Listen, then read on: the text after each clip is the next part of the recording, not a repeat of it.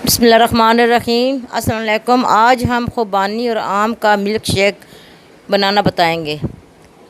ये जो फलों की मैं आपको थोड़ी सी इसकी खूबियाँ बता दूं। आम की जो खूबी है, ये कैंसर के मरीज़ों के लिए बहुत अच्छा फल है। ये कोलेस्ट्रॉल को कम करता है, ये मैदे की जलन को भी ठीक करता है और खाना हज़म करता है। गले की बीमारियों के लिए भी बहुत अच्छा है। खुबानी की खूबी ये है कि सांस की बीमारी जिन लोगों को है वो उनके लिए बहुत अच्छा है और कैंसर के लिए बहुत अच्छा है। स्किन फ्रेश करता है।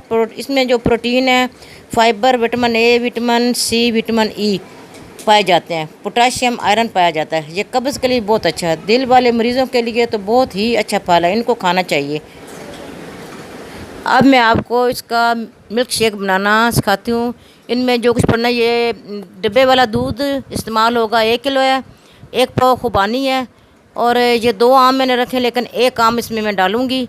और मिल्क ये एवरीडे का 1 पैकेट है और चीनी 3 चम्मच है। मैं ये अब आपको बताती हूँ। मैंने ये फल काट लिए हैं। ये मैंगो मैंने इसके क्यूब्स काट लिए हैं और इनकी मैंने गुठली निकाल ली है। अब मैं इसके अंदर इसको डालूँगी और ये दूध का 1 पैकेट है वो मैं डालूँगी। पहले मैं इसको ये फल इसके अंदर डाल दूँ।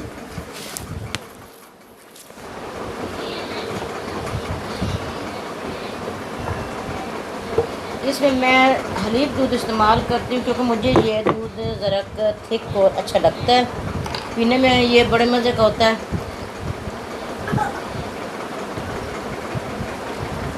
ये थोड़ा थोड़ा करके मैं डालूँगी ताकि ये अच्छी तरह से ग्राइंड हो जाए। ये 1 पैक ये जो है ना एवरीडे का, ये मैं डाल दूँगी इसका। अगर आप इसमें कंडेंस मिल्क डालना चाहें तो भी आपकी अपनी मर्ज़ी डाल सकते हैं।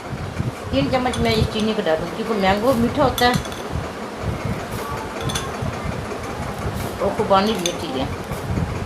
आप अपने टेस्ट के मुताबिक डाल लीजिएगा।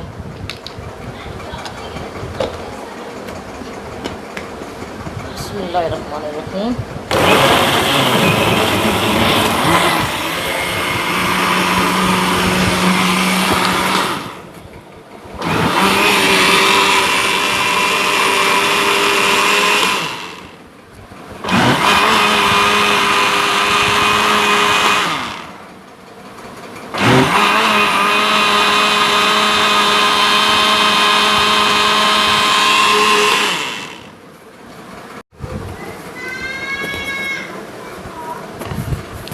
अब इसके अंदर मैं ये बर्फ़ ऐड कर दूंगी।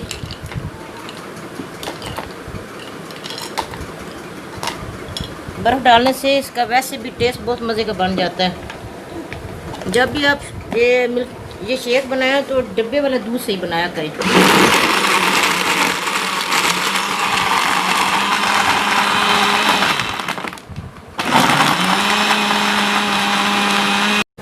ये हमारा मिल्क शेक तैयार हो गया। अब इसके अंदर हम गिलासों में हम डाल लेंगे। बहुत मज़े का बनता है, ज़रूर ट्राई कीजिएगा। हमारे चैनल को सब्सक्राइब कीजिएगा, लाइक कीजिएगा, दोस्तों में शेयर कीजिएगा। दुआ में याद रखिएगा। अल्लाह हाफिज़।